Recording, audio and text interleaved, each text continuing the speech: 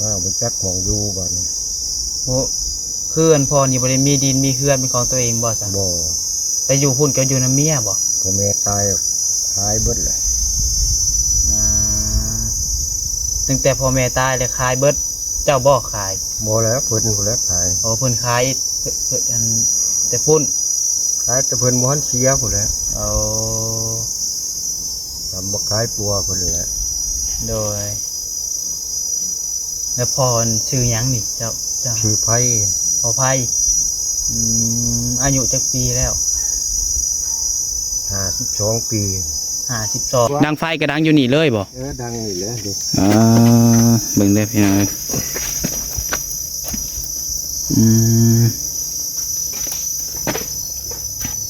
โอ้ยบ่อนนอนก็ได้เนาะจนหอดบ่เห็นหอดบ่อนนอนพี่น้องเนาะเรื่องคนยากโธ่บ่ย่านงูเงี้ยวเข้ามาบ่นี่พ่ออยู่เทิงแหละฮะอยู่ในเทิงแหละงูเฮาได้นอนน้ำลาผู้เราอะครับเว้าอีหลีนี่เด้แล้วขาตายตัวนึงว่ามีตาข่อยผู้กล้าขึ้นแท้นี่เคยมีงูขึ้นบ่ขึ้นตลอดบ่ขาดจักเทื่อมันบ่ตอดมันบ่หยังเจ้าบ่ซะบ่ล่ะลูกฟอนหัวออกมาเลยหัวคนกับหัวงูน่ะจูกันเนาะอย่างนี้แหละ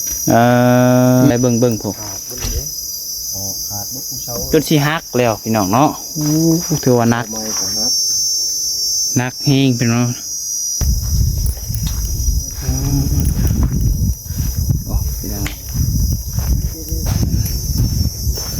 หนักอีหลีพี่น้องเนาะหนักพอสมควรไว้พอเพิ่นไปซื้อยาชงยาสูบพอได้ซื้อยาสูบพอครับมื้อหน้าเดี๋ยวเขามาเยี่ยมใหม่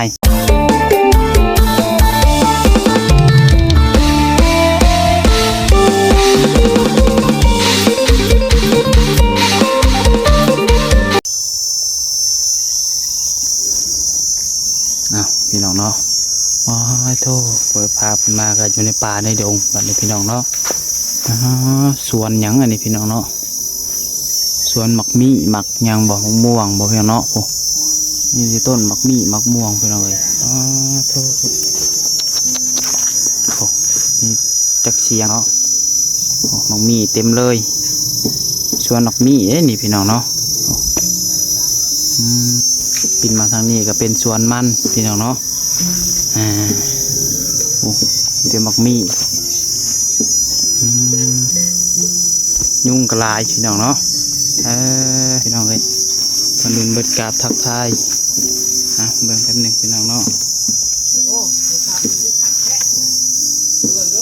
กราบทักทายสบายดีสวัสดีพ่อแม่พี่น้องFCเบิดสุขูสุคนเบิดสมองสุบอนบ่ว่าสิอยู่ฝั่งลาวฝั่งไทยและก็อยู่ทางต่างประเทศเด้อพี่น้องเด้อเนาะก็ยินดีต้อนรับเข้าสู่ช่อง YouTube น้องพัดใจชาแนลอีกแล้วพี่น้องเนาะมาพบมาพ้อกันอีกว่านี้ก็อยู่ทางบ้านคนป่าคือว่าบ้านพอตู้คนหนึ่งพี่น้องเนาะที่ว่าทางง่ายๆเพิ่นเข้ามาหาพี่น้องเนาะจะเป็นอีกหนึ่งเคสพี่น้องเนาะที่ว่ามาเห็นแล้วก็สภาพก็หนักพอสมควรพี่น้องเนาะแม่น้องพัดใจก็ได้มีโอกาสเข้ามาทางถือว่าซับซ้อนอยู่พี่น้องเนาะอยู่ในป่าในดงพี่น้องเข้ามาครั้งแรกพี่น้องเนาะกับดงทางตะพื้มากับเบานิ้วพี่น้องเบานิ้วเพิ่นพาเจิดซ้ายเจิดขวาบ่บอกกันสำนักว่าสิไปทางใดพี่น้องเนาะให้น้องพัดใจเห็นตามก้นกบไปกบมาอยู่พี่น้องเนาะ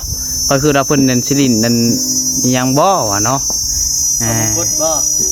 โยกบไปกบมาอยู่ทั้งนี้ก็เอาแล้วเห็ดอย่างเดียวเนาะบริมาฮอดสำหรับไปหาคนป่าคนละเนาะตอนนี้ก็มาฮอดจะถึงแล้วพี่น้องเนาะกะเห็นเดือนเห็นซานเพิ่นอยู่กะเบิ่งกับคือสินักอยู่พี่น้องเนาะเดี๋ยวพาพี่น้องไปเบิ่งไปชมกันว่าเป็นเทือนกับเป็นเทียงนาเพิ่นพี่น้องเนาะเพิ่นแนวใดเนาะผู้ใดพอเพิ่นกันนางกีตาร์อยู่พี่น้องเอ้ยยุงลายแห้งพี่น้องอยู่นี่เนาะน้องผู้ชายอยู่เหมือนแดงหมดเลยแถวนี้มากัน3 คนเหมือนกันเนาะโดยมาทุกคนเนาะสบายดีมือกล้องจะว่านะมือกล้องสบายดีพี่น้องเนี่ยค่ะต้องมือกล้องใหม่เด้อพี่น้องเด้อโอ้เดี๋ยวนี้มีหอดมือกล้องขาดังนี่เนาะ ไปธรรมดาไอ้ลีนี่ น้องหักพี่น้องเลยเนาะ อ๋อ เพิ่นบ่มีเวียกมีงานเลยเอามานำพี่น้องเนาะ ให้เพิ่นมื้อเท่าไรนี่เป็นเดือนบ่ ยังบ่ทันได้ว่า เอามานำซื่อ เจ้ากันให้พี่น้องเบิ่งที่ดินผู้บ่ ๆฮะ ให้เพิ่นมาเบิ่งก้อนเนาะพี่น้องเนาะเพิ่นชี้มือได้ก็ว่าได้อยู่เนาะพี่น้อง ว่าแล้วบ่ดีคนดังเนาะ ดังนี้ มีคอยเฮ็ด 2-3 ปีคอยยังบ่มีว่าตากล้อง อ๋อเดี๋ยวเวลาเฮาไปแบบนี้เด้คอย เอ ไปเลยจวดแล้วนะข่อยนะแล้วมันหาหมู่ก็บ่อยากวันใดนะบ่คันใช้ก็บ่อยากไปนำ เจ้าหั้นแล้วมีแต่มันลักไปตลอดว่านนี่ก็ลักไปบ่ส่วนกันเลยนะว่านนี่ก็ หลักไปจัง บ่ ได้ บ่กันเครียดแล้วว่านนี่เนาะไปก็ยังบ่ส่วนบ่บอกกันเลยโอ้ไปแบบโอ้ยบ่อยากเว้าเนาะ ทันแน่ บอกกระทันหันทุกมื้อน่ะก็กระทันหันมันบ่คือแล้วแบบนี้มันบ่คือแล้ว มาตัวกันเนาะเอาบ่หยอกไปซื้อเพียงเดียวเข้าไปหาทางประตูเพิ่นก่อนเพียงเอาบัดนี้ ผู้แรกคือเบิ่งคือน้องเพลง เดี๋ยวเรียนซานเพิ่นกันนี่แหละเนาะต้องมาพาเขาไปเบิ่งเขามาหาเพิ่นก่อนพี่น้องเอ้ยเพิ่นอยู่ป่าอยู่ดงอีหลีพี่น้องเนาะแนวไปทางใดก็มีแต่ไม้พี่น้องเนาะว้าวโธ่เป็นนางดินกีตาร์อยู่พี่พ่อมาทางพี่บอมจังผมเนี่ยมานั่งพี่บอมันแดดเนี่ยทางมา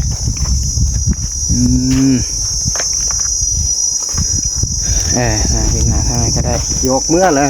ฮะยังกันสบายดีเลยพอเด้อ สวัสดี เลย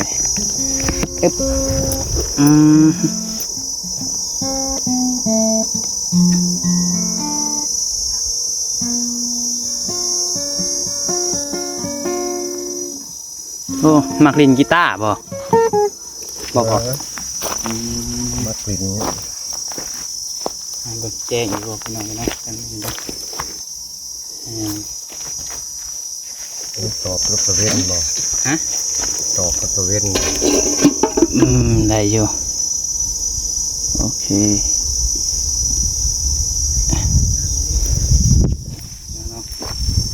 หันใจเจ็บหัวใจป้าป่า ฮะ หันใจหัวใจป้าป่าบ่แบกกัน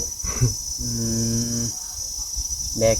ตะเฮ็ดเทือนนี่บ่ เงิน เทือนคือหน้านี่เบิ่งเด้อเฮาขออนุญาตถาม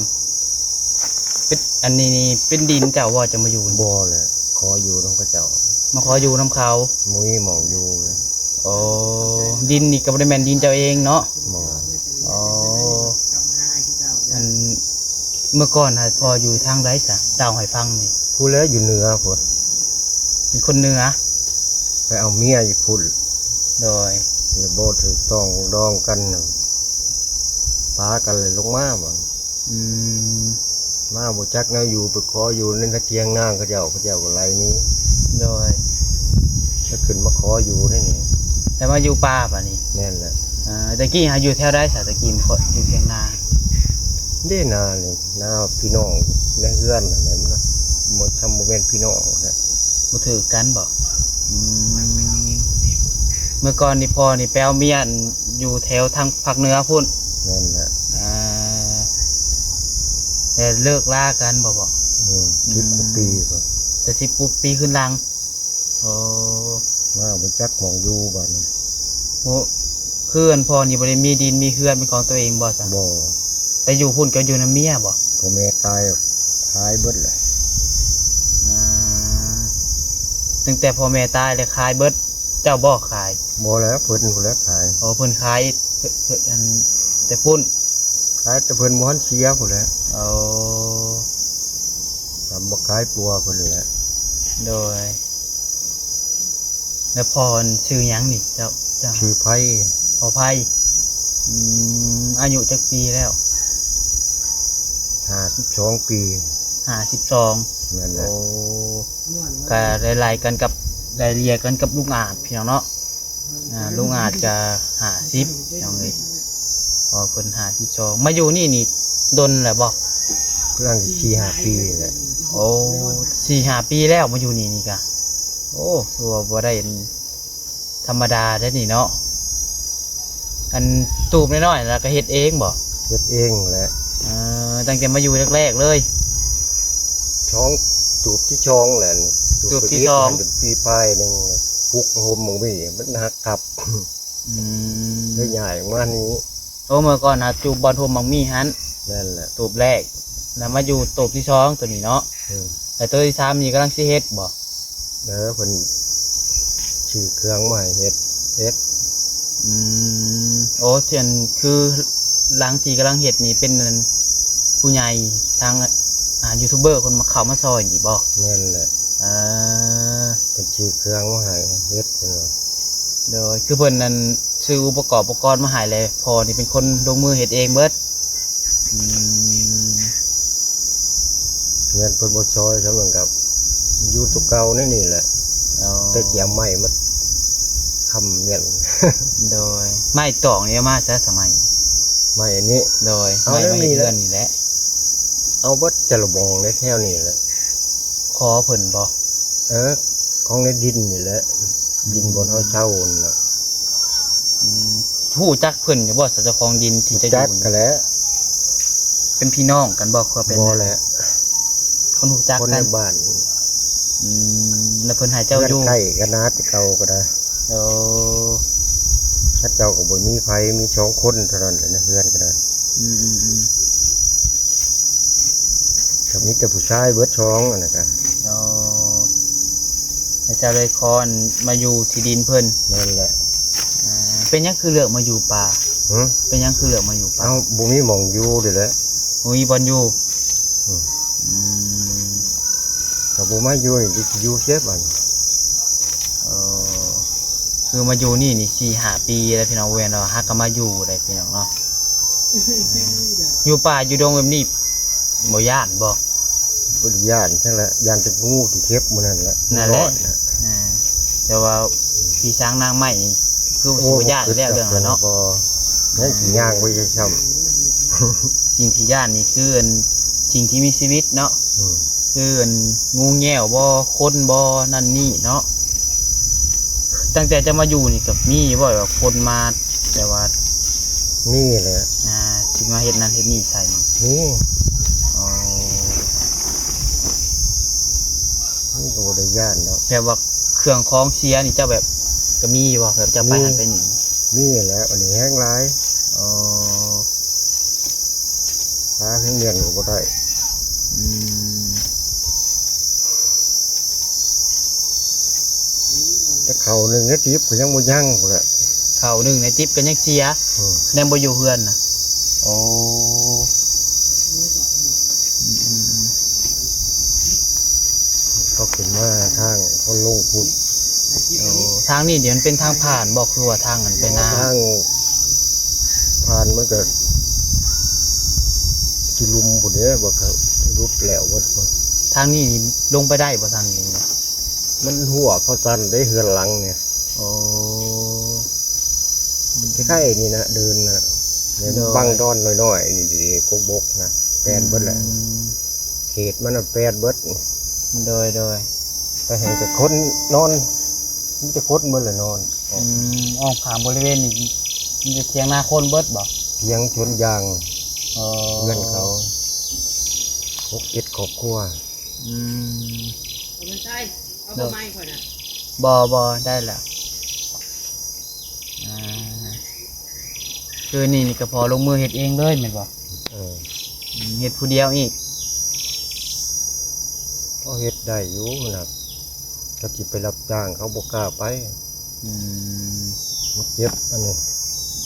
เจ็บเอิกบ่อ๋ออันเป็นแบบได้คือว่าเจ็บเอิก มันหอนมันเมื่อยมันสิบีบหัวใจเขาบางเทื่อนี่เจ็บท้องอยู่เขาจนทิ้งบ่ได้พุ่นแหละ โอ้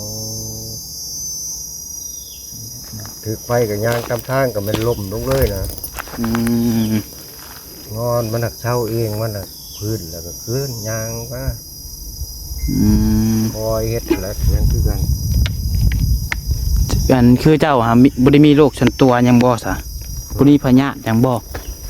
ก็บริงี้ยังแบบเจ็บท้องเอ็นเจ็บท้องเพียง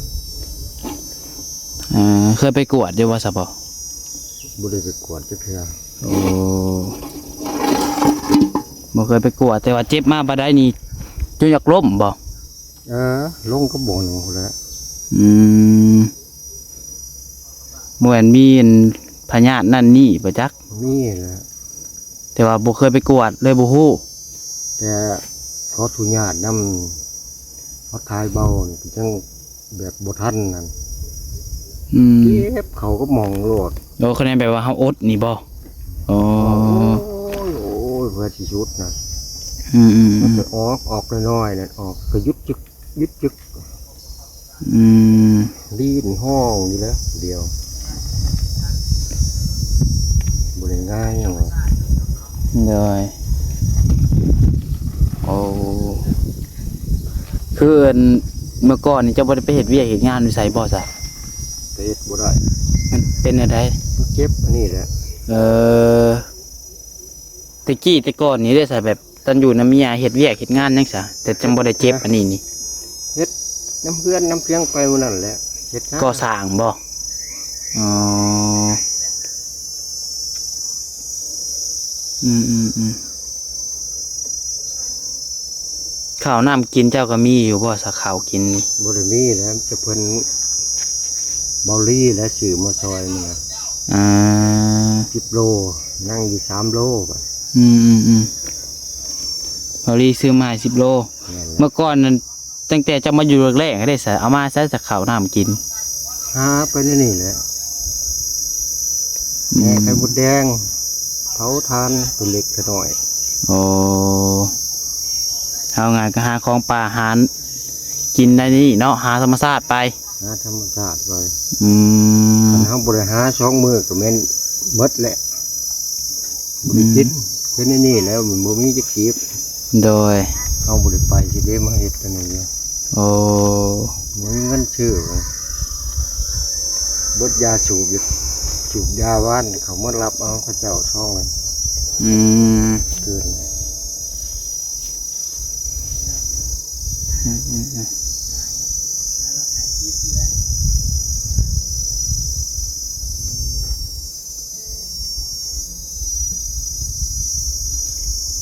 แบบเจ็บมากคักโอ้ยตายจะบ่เป็นคนพุ่นแหละ อืมอยากไปกวดอยู่บ่ซะคันมีคนพาไปนี่ไปบ่ไปกวดหาหมอ จักบ่สิพาไป ฮะเอาสมมุติว่ามีผู้หลักผู้ใหญ่เพิ่นนั่นฝากเงินมาให้พาเจะไปกวดนี่ไปบ่จะไปอยู่บ่ล่ะ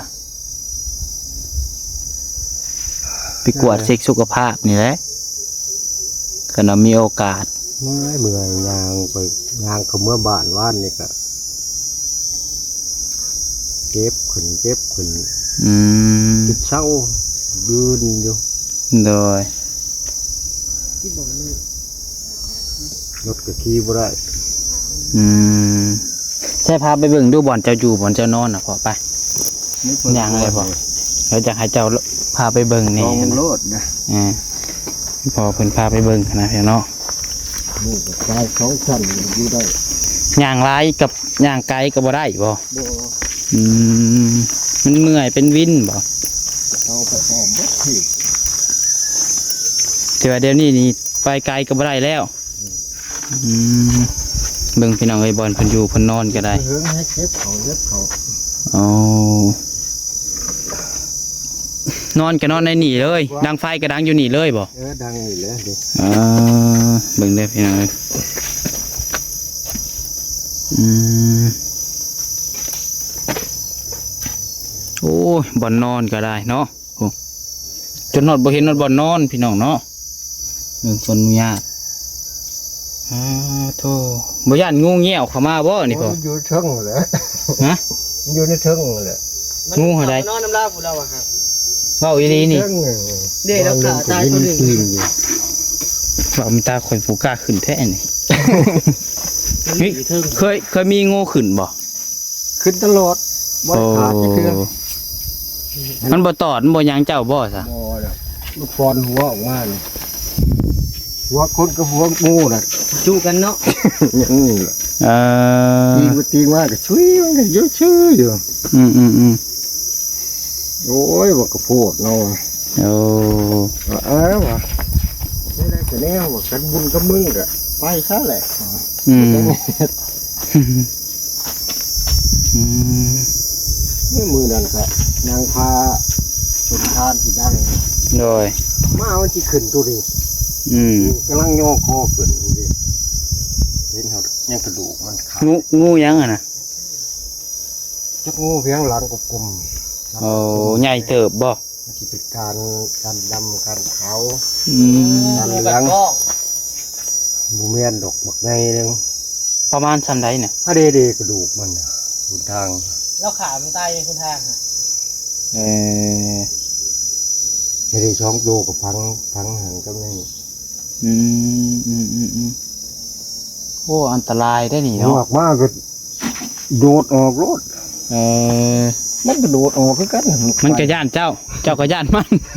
ต่างคนต่างตื่นนะนี่เนาะ มันที่มาขึ้นเนาะเพราะงั้นมันฝนตกลิ้นเด้ เออแม่นแล้ว ฝนแห้งๆแล้ว อันตรายแล้วคะแนนยามพนตกอยู่เบิ่งอยู่ป่าอยู่ดงแน่เนาะเบิ่งเสาเฮือนแล้วกับพี่น้องเนาะเบิ่งตั้งว่าวได้เบิ่งพวก ขาดบ่ได้ออกขาดบ่ผู้เช่า จนสิฮักแล้วพี่น้องเนาะถือว่านัก ทำไมของนัก นักเฮงพี่น้อง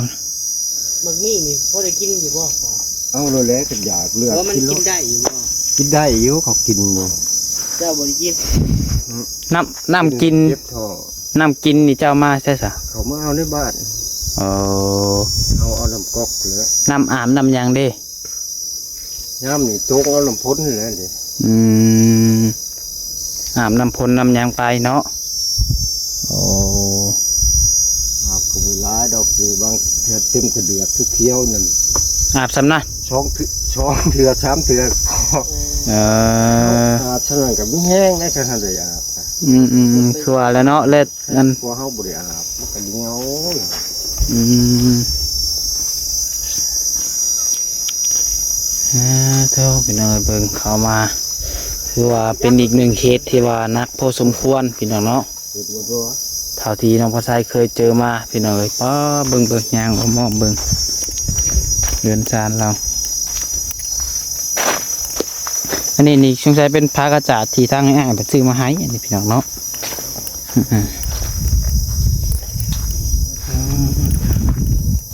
โอ้พี่น้องหนักอีหลีพี่น้องเนาะหนักพอสมควรบ่นอยู่แล้วก็ได้เนาะเรากำลังอันนี้มีผู้ใหญ่ทางซอยออลลี่บอกพี่น้องเนาะคนสดซอยเข้ามาให้เฮ็ดใหม่สงสัยพี่น้องเนาะ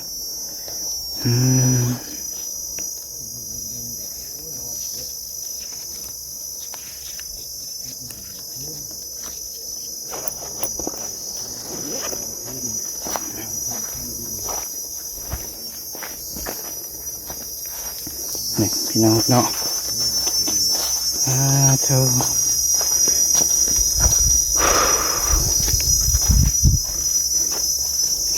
ทางมันจะยิ้มเพื่อนเขาอยู่ เป็นเพียงวัดเหมือนงอดตอดเขาว่า อันนี้ก็เข้ามาแบบมาฝ่าแลบเข้ามาแบบบุมีอย่างติดไม้ติดมือเข้ามาเลยพี่น้องเนาะกับบุหูชำนาว่าสิได้เข้ามาใส่กระสันกระซื้อนั่นนี่คำว่าผากเพิ่นแหละพี่น้องเอ้ยมีแต่ตามคนแบบนี้มาเลยบริธามเพิ่นแบบเพิ่นสิพาไปใส่ ลืมอันนี้ครับ บ่มีแต่ว่าเอาเงินไว้พอเพิ่นไปซื้อยาชงยาสูบพอได้ซื้อยาสูบพอครับมื้อหน้าเดี๋ยวเขามาเยี่ยมใหม่คันว่ามีโอกาสเด้อ มาเด้อ เอาก็สิเอาให้ซื้อน้ำ เพราะว่าเพิ่นไปซื้อยาชงยาสูบพี่น้อง กิน เนาะ กันลืมเอาให้เพิ่น ใช่มัน บางเทื่อ มีเงินบาทมีแต่ไหนนะ โอ้โหนี่ใส่แต่เงินบาทด้วย บ่มันก็บ่ว่าใช้มันมีแต่เท่านี้ ไว้ โดยเอามีแต่ว่าสู้ๆต่อไปขณะมีโอกาสเดี๋ยวสิเขามาหาอีกเด้อพอเด้อให้แข็งแห้งอะไรเนาะสู้ สู้เขามาเยี่ยมเรื่อยครับวันนี้ นี่จะอยู่ผู้เดียวนี่แหละ เจ้าบ่ได้มีลูกมีเต้าเลยบ่ มีเขาก็ยุบเนื้อผู้แล้ว อยู่น้ำแม่มีลูกจักคน 2คนอยู่พุ่น เอาเอาสาพี่น้องเนาะก็โอเคได้อพี่น้องเด้อสำเนาะมีแต่ว่าคลิปนี้ก็คือประมาณนี้แหละเป็นคำถามว่ามีผู้รักผู้ใหญ่ใจบุญทันใดอยากช่วยเหลือทางผอภัยเนาะคนป่าเขาสั้นซาพี่น้องเลยเนาะ คนป่า สามคนป่าแหละมาอยู่4-5 ปีพี่น้องเลยเป็นอีกหนึ่งเคสที่ว่าน่าสงสารอยู่พี่น้องเนาะพี่น้องผิดพลาดประการใดก็ต้องขอโทษขออภัยลาสุดท้ายนี้ขอกล่าวคำว่าสบายดี